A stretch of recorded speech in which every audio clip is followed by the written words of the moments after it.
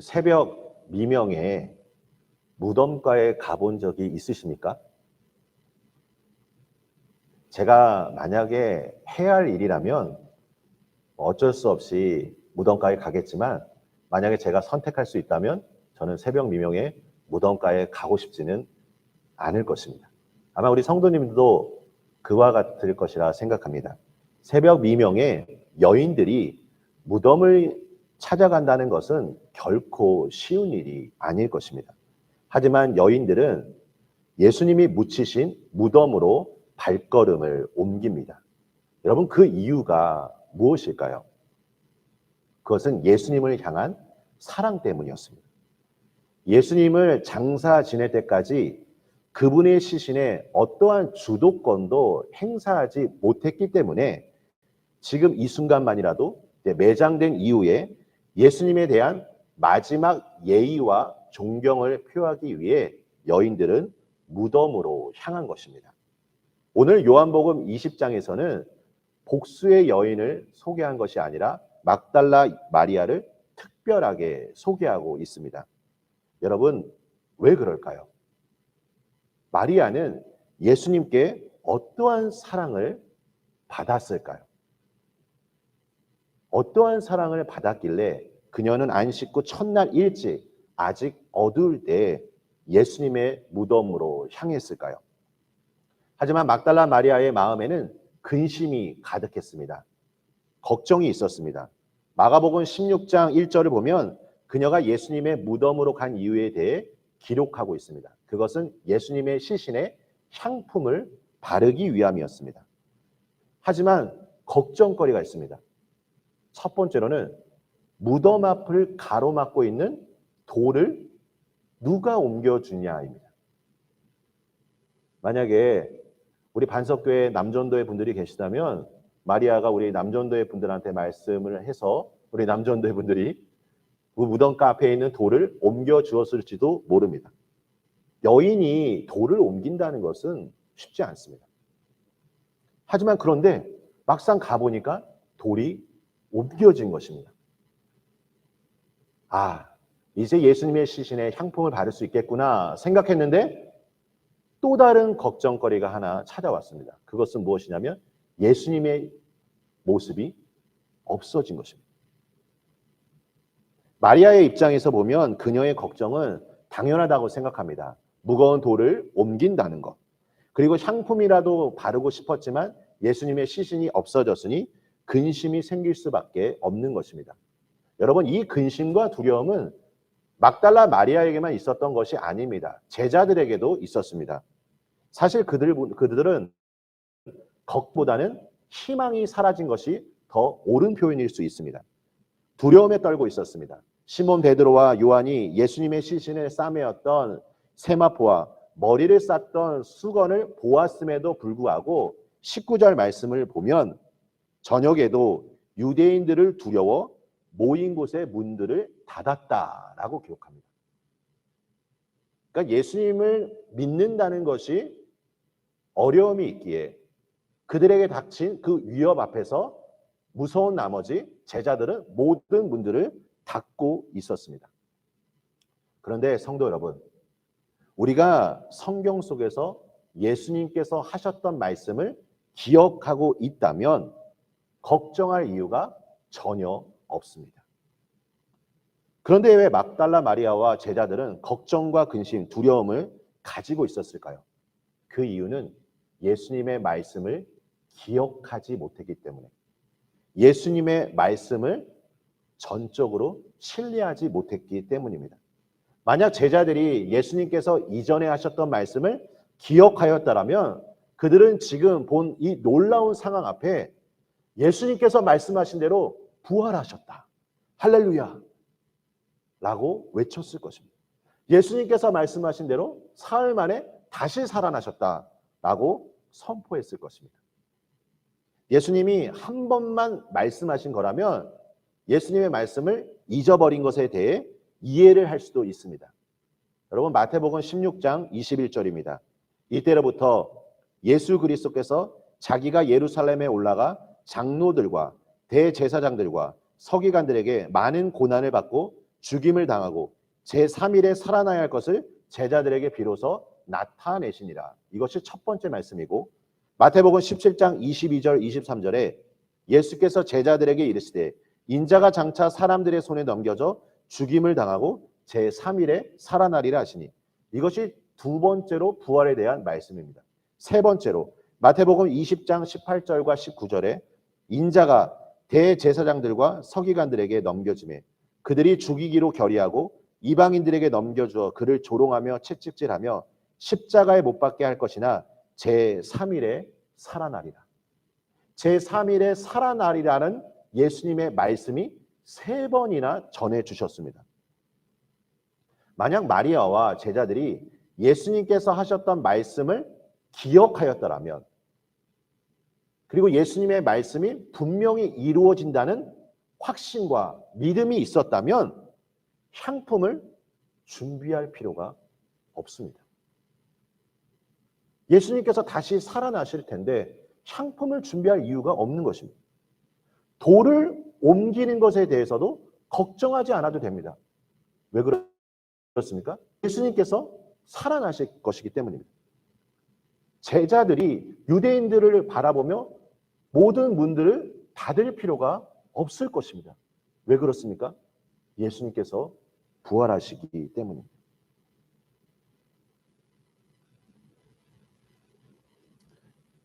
우리 성도님들에게 이와 같은 메시지를 지금 전해드리고 싶습니다. 물론 이것은 저에게도 마찬가지입니다. 이 제자들과 막달라 마리아의 모습은 어찌 보면 우리의 모습과 너무나 많이 닮아 있습니다. 걱정하지 않아도 될 것을 걱정합니다.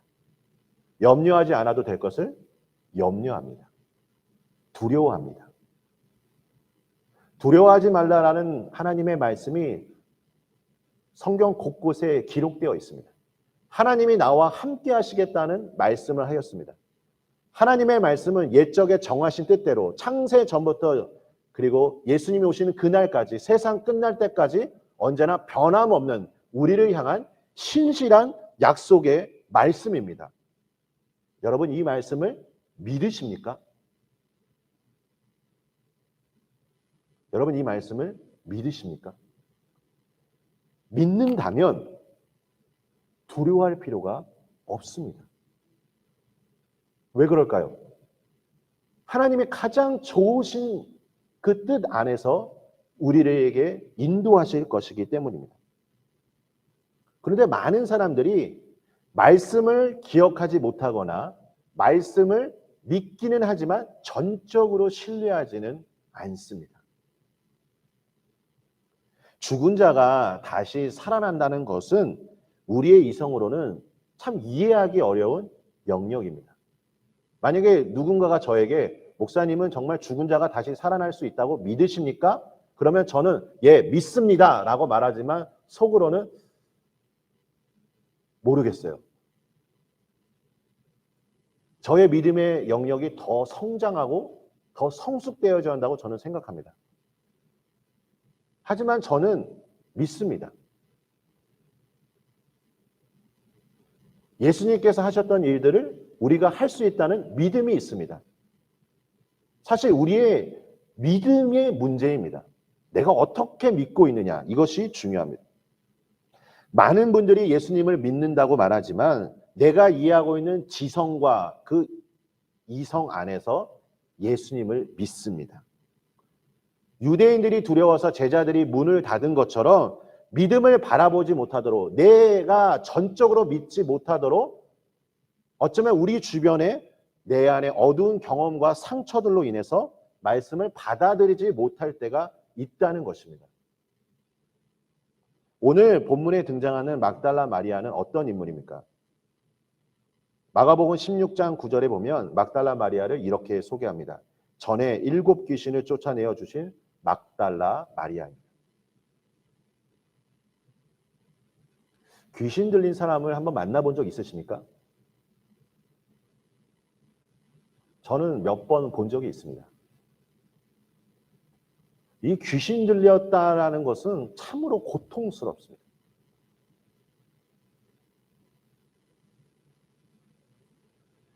7 귀신에 들려서 자신의 삶을 살 수 없었던 사람이었습니다. 비참한 삶을 아마 살고 있었을 것입니다.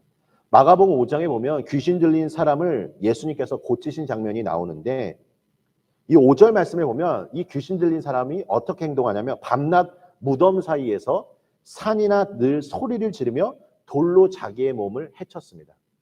아마 가장 가까운 지인이라면 이러한 모습을 보며 안타까운 마음을 가졌을 것입니다. 어떻게 하면 이것을 치유받을 수 있을까? 고침받을 수 있을까? 노력하겠지만 아마 별다른 방도가 없었을 것입니다.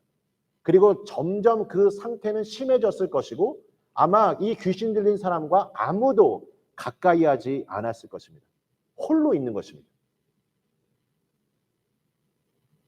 우리 성도님들이 지금 이 자리에 오셔서 어쩌면 기도 제목을 나누시고 내 삶의 문제에 대해서 믿음의 성도님들에게 기도 제목을 요청할 수도 있을 것입니다. 저에게도 말씀하실 수도 있을 것입니다. 이것은 어찌 보면 희망적입니다. 근데 우리가 모르는 사이에 혼자 고독하게 갇혀 지내는 분들이 많이 있습니다. 귀신 들린 사람도 아마 이와 같을 것입니다. 내가 아무리 노력한다 하더라도 해결할 방도가 없는 것입니다. 아마 막달라 마리아도 이러했을 것입니다. 실제로 우리가 하나님이 주신 능력을 제대로 사용한다고 하면 우리는 하나님의 능력이 어떻게 일어날지 경험하게 될 것이고 알게 될 것입니다. 여러분, 저는 어린아이라고 하더라도 어린아이에 대해서 저는 존중합니다. 우리가 사실 모를 뿐이지 전 세계 곳곳에 보면 7살, 8살 아이들이 예수님의 이름으로 선포하며 기도할 때 놀라운 치유와 성령의 역사가 나타난 것을 저는 선교사님들이나 목회자들을 통해서 많이 들어왔습니다. 보았습니다. 지금 놀라운 일들이 일어나고 있습니다. 이것은 예수님을 믿는 자들에게 나타나는 하나님의 약속의 말씀입니다. 그래서 마귀는 이 하나님의 능력을 알고 있기에 우리를 끊임없이 지속적으로 공격합니다. 우리가 이러한 믿음을 갖지 못하도록 여러 가지 쓴뿌리와 우리에게 메시지를 주는 것입니다. 그래서 이 메시지에 우리가 쓰러졌을 때, 넘어졌을 때 전쟁 부상자로 남아 다시는 일어나지 못하도록 우리를 끊임없이 공격합니다. 회복과 소망의 길로 나아가지 못하도록 용기를 빼앗습니다. 제자들에게도 마찬가지입니다. 예수님 한 분만을 바라보며 기대했던 제자들은 예수님이 죽으심과 동시에 모든 꿈과 소망이 사라져버렸습니다. 하루아침에 날아가 버린 것입니다. 초라한 자신의 모습, 고향으로 돌아가기도 쉽지 않았을 것입니다. 여러분, 우리 또한 인생을 살아가면서 수많은 일들로 인해 하나님이 나에게 주신 사랑과 기쁨과 평안을 자주 빼앗깁니다. 예수님을 믿지 않는 것은 아닙니다. 그런데 문제가 무엇이냐면 이러한 부딪힘을 통해 하나님을 온전히 바라보지 못한다는 것입니다. 아무도 나의 곁에 없다고 느끼거나 나의 힘으로 도저히 문제를 해결할 수 없을 때, 절박한 심정으로 누군가 나에게 오기만을 바라고 있을 때 막달라 마리아를 향하여 누가 오셨습니까? 예수 그리스도가 오셨습니다. 7 귀신에 들려 고통받고 있을 때 예수님으로 인해 그녀는 참된 자유와 해방을 누리게 되었습니다. 여러분, 그 사랑을 알고 있기에, 경험하였기 때문에 새벽 미명에 무덤가로 향할 수 있는 것입니다.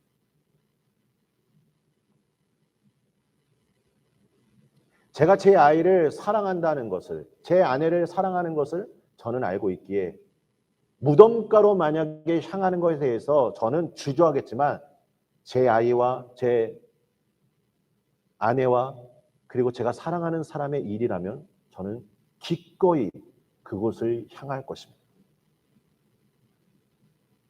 성도님들이라도 저는 마찬가지입니다. 성도님들에게 벌어진 일이라면 저는 기꺼이 갈 마음이 있습니다. 그 이유가 무엇입니까? 하나님께서 저에게 주신 사명도 있지만 성도님들과의 나누었던 사랑이 있기 때문에 그렇습니다. 지나온 저의 삶을 돌아보면 저와 함께 신앙생활했던 분들 중에 저에게 사랑을 주신 분도 있고 제가 사랑을 받은 분도 있습니다. 그분들은 계속해서 기억에 남습니다. 계속해서 그분들을 위해 기도하고 싶은 마음도 있고 그분들이 신앙 안에서 영적으로 형통하기를 바랄 것입니다. 여러분, 막달라 마리아도 마찬가지입니다. 아무도 해결할 수 없는 이 상황 속에서 예수 그리스도께서 나에게 오셔서 참된 자유와 회방을 선포하셨고 나음을 입었습니다. 어찌 그것을 잊을 수 있겠습니까? 그런데 그 사랑을 조금이나마 보답하고 싶은 마음이 있지만 막상 무덤가에 가보니 예수님의 시신이 없는 것입니다. 내가 할 수 있는 것이 아무것도 없습니다. 그냥 무덤 밖에 서서 울고 있는 것입니다. 그 자리에 머무는 것입니다. 7 귀신에 걸렸을 때 예수님께서 자신을 찾아온 것처럼 부활 이후에도 예수님은 그녀에게 찾아오십니다. 먼저는 천사들이 그녀에게 말합니다. 여자여, 어찌하여 우느냐? 마리아가 답을 합니다. 예, 사람들이 내 주님을 옮겼다가 어디 두었는지 잘 모르겠습니다. 그리고 뒤를 돌아보는데 예수님이 서 계신 것을 보지만 알지는 못합니다. 그러자 예수님께서 말씀하십니다. 여자여, 어찌하여 울며 누구를 찾고 있느냐? 그러자 마리아는 동산지기인 줄 알고 말합니다. 당신이 예수님의 시신을 옮겼거든 어디 두었는지 말씀해 주세요. 이때 예수님이 말씀하시기를 마리아야 라고 말씀하십니다. 여러분, 우리가 신앙생활하면서 하나님의 음성을 듣는 것이 참 중요합니다. 근데 가끔은 이게 하나님의 음성인지 내 음성인지 사단이 주는 음성인지 분별할 필요가 있습니다. 마리아는 즉각적으로 알았습니다. 마리아야. 그 음성을 들었을 때 예수님이구나.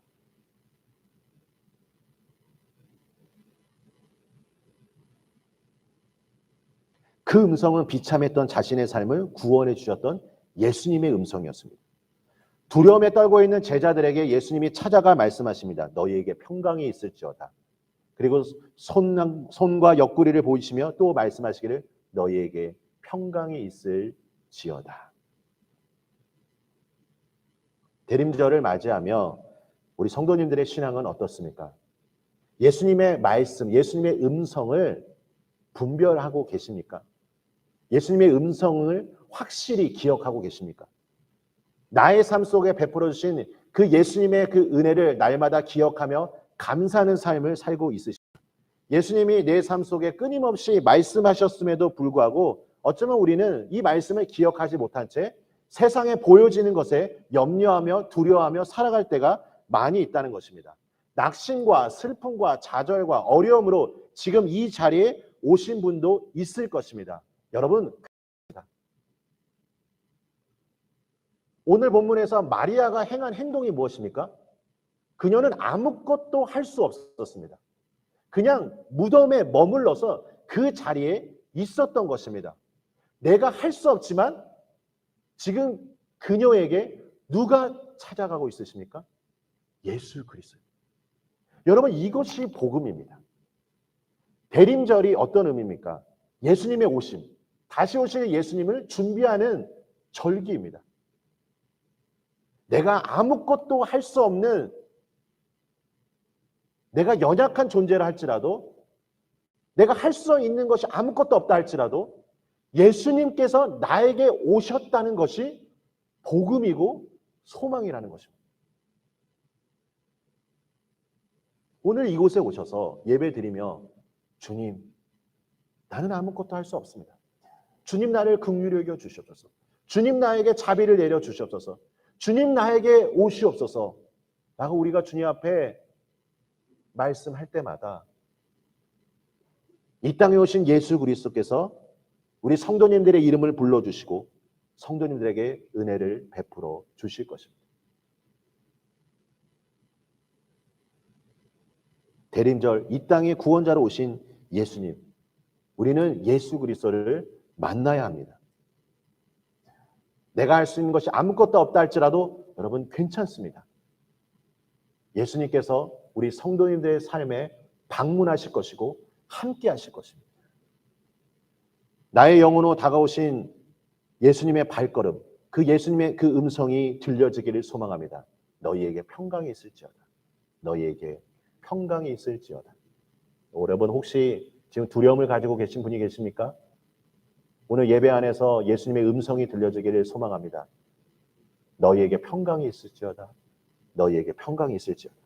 십자가 안에 담긴 예수 그리스도께서 이루신 약속의 말씀, 놀라운 구원과 그리고 용서와 치유와 의로움, 축복, 생명 등이 있습니다.